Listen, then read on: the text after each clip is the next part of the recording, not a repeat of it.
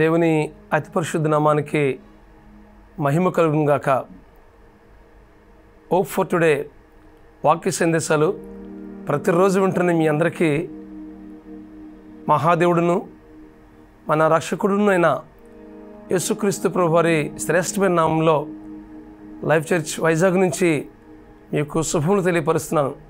ఈరోజు యాకోబు రాసిన పత్రిక 4వ అధ్యాయం 8వ వచనాన్ని చదువుకుందాం. దేవుని యొద్దకు రండి, అప్పుడు ఆయన మీ యొద్దకు వచ్చును. ఈ మాట ఎంతో ప్రోత్సాహాన్ని ఇచ్చే మాట, ఎంతో నెమ్మదినిచ్చే మాట. మనం దేవుని దగ్గరికి వెళ్ళినప్పుడు మన దగ్గరికి దేవుడు వస్తాడని దేవుని వాక్యం మాట్లాడుతూ ఉంది. ఈ లోకంలో జీవిస్తున్నప్పుడు, ఈ లోకపు పోకడలో మనం వెళ్తూ ఉన్నప్పుడు ఎన్నో పోరాటాలు, ఎన్నో ఆటంకాలు ఎదుర్కొంటుంటాం.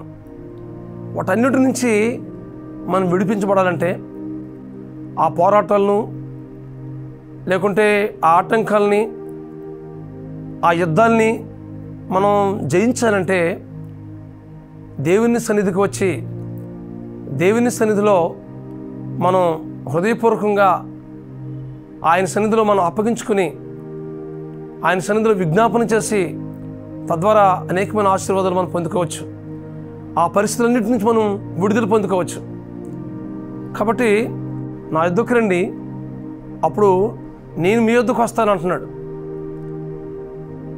అక్కడ యాకోబు భక్తకోటికి ఏం చెప్తున్నాడంటే, దేవుని యొద్దకు రండి, అప్పుడు ఆయన మీ యొద్దకు వచ్చును. కాబట్టి మన జీవితాల్లో ఆయన మీద ఆధారపడుతూ, ఆయన ఆశ్రయంగా చేసుకుంటూ, మన ప్రతి పరిస్థితిని, మన ప్రతి ప్రతికూలతను, మన జీవితంలో ఎదురవుతున్న ప్రతి సమస్యను, మనం ఎదుర్కొంటున్న ప్రతి యుద్ధాన్ని దేవుని సన్నిధిలో మనం విన్నవించుకున్నప్పుడు, దేవుని సన్నిధిలో వాటన్నిటిని తేటగా తెలియపరిచినప్పుడు దేవుడు వాటి నుంచి గొప్ప జయాన్ని పొందుకుంటాం. దేవునికి దూరంగా ఉండి మనం ఏమి చేయలేం. ఈ సమయంలో లూకా సువార్త 15వ అధ్యాయంలో రాయబడిన మాటలు జ్ఞాపకం చేస్తున్నాను. లూకా సువార్త 15వ అధ్యాయం 11వ వచనం నుంచి 32వ వచనం చూసినట్లయితే, యేసుక్రీస్తు ప్రభువారు ఆ పరిసయ్యుల్ని, శాస్త్రుల్ని, ఆ సద్దుకయ్యుల్ని ఉద్దేశించి ఒక ఉపమానం చెప్పాడు. ఒక తండ్రి ఉన్నాడు, ఆ తండ్రికి 2 కుమారులు. ఆ 2 కుమారుల్లో చిన్నవాడు తండ్రి యొద్దకు వచ్చి ఆస్తి ఇమ్మని చెప్పి ఆస్తిని ప్రేమించి తండ్రి నుండి దూరం అయిపోయాడు. అనుకున్నాడు, నాకు ఆస్తి ఉంది కాబట్టి నాకేం పర్వాలేదు అనుకుని చాలా సంతోషంగా బ్రతుకుతానని అనుకున్నాడు. ఒక విషయాన్ని మర్చిపోయాడు, తండ్రి నుంచి నేను దూరం అయిపోతున్నాను, తండ్రి దగ్గర ఉన్న ఆనందాన్ని, తండ్రి దగ్గర ఉన్న సహవాసాన్ని నేను కోల్పోతున్నాను అనే విషయాన్ని గ్రహించలేకపోయాడు. ఆస్తే అన్నిటికన్నా మిన్నగా ప్రేమించి ఆస్తి అంతటిని పట్టుకుని దూరదర్శన్కి వెళ్ళిపోయాడు. ఆ దూరదర్శన్కి వెళ్ళిన తర్వాత దుర్వ్యాపారం బట్టి ఆస్తి అంతటిని పాడు చేసుకున్నాడు. ఇష్టానుసారంగా జీవించాడు. ఒంటరివాడి ఇప్పుడు చివరికి ఆస్తి అంతా ఖర్చు చేసాడు. తన దగ్గర ఏమీ లేదు, ఒంటరి జీవితం అయిపోయింది. భయంకరమైన కరువు వచ్చింది. తినడానికి ఏమీ లేని పరిస్థితి. అలాంటి సమయంలో ఒక వ్యక్తి దగ్గర పనికి జాయిన్ అవుతాడు. అదేం పని అంటే పందులు మేపే పని.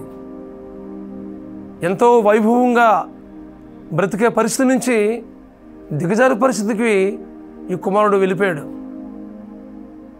ఆ స్థితిలో ఎంతో వ్యాధన చెందుతున్నాడు, ఎంతో కృంగిపోతున్నాడు. ఆకలికి భరించలేక ఆ పందులకు వేసే పొట్టును తింటూ వేదన చెందుతూ ఆయన తన హృదయం అంతటిని కూడాను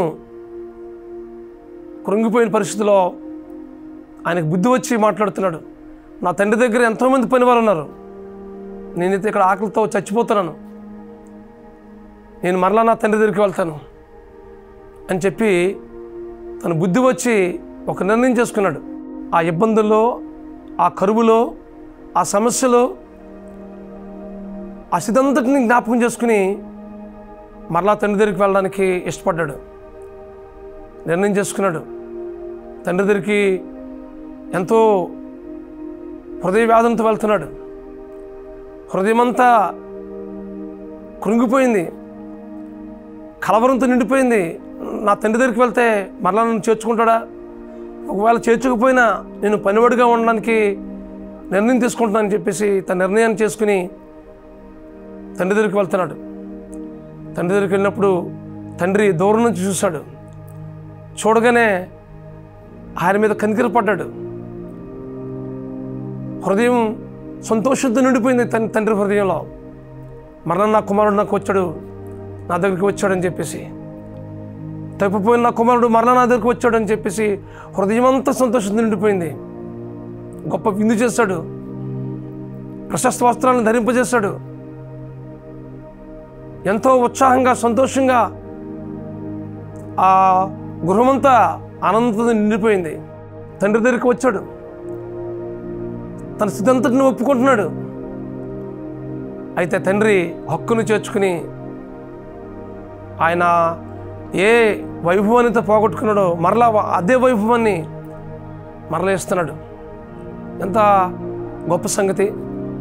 ఇక్కడ ఒక విషయాన్ని మీద గమనించి వస్తుందిగా ప్రాణపూర్వకంగా మనం చేస్తున్నాను.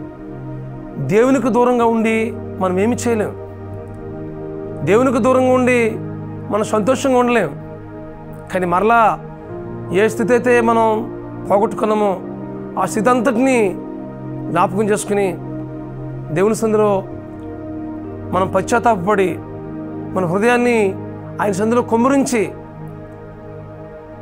మనకు మనంగా దేవుని సన్నిధిలో అప్పగించుకుని మరలా ఆయన దగ్గరికి వచ్చినట్లయితే ఆయన హక్కును చేర్చుకునే దేవుడు, ఆయన ప్రేమతో స్వీకరించే దేవుడు. నీవు ఏ స్థితిలో ఉన్నావో ఆ స్థితి అంతటినీ మరిచిపోయి మునుపటి వల్ల నేను ప్రేమించి నేను చేర్చుకునే దేవుడు. కాబట్టి ఈ వాక్యం ఉంటుంది మీ జీవితాల్లో. ఏ విషయంలో దూరం అయిపోయారు? ఏ సమస్యలు కూడా మీరు ప్రయాణం చేస్తున్నారు? ఏ కరువు మీ జీవితంలో అనుకోయింది?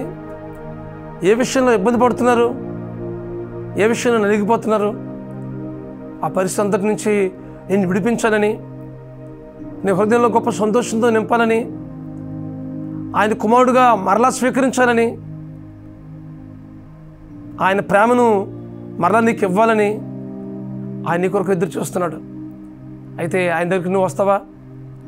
నా ఎద్దుకు వచ్చే వారిని నేను ఎంత మాత్రము నువ్వు బయటకు త్రోసిపోచ్చును అని యోహాను సువార్త 6:37 రాయబడిన మాటలు మనం జ్ఞాపకం చేసుకుంటున్నాం.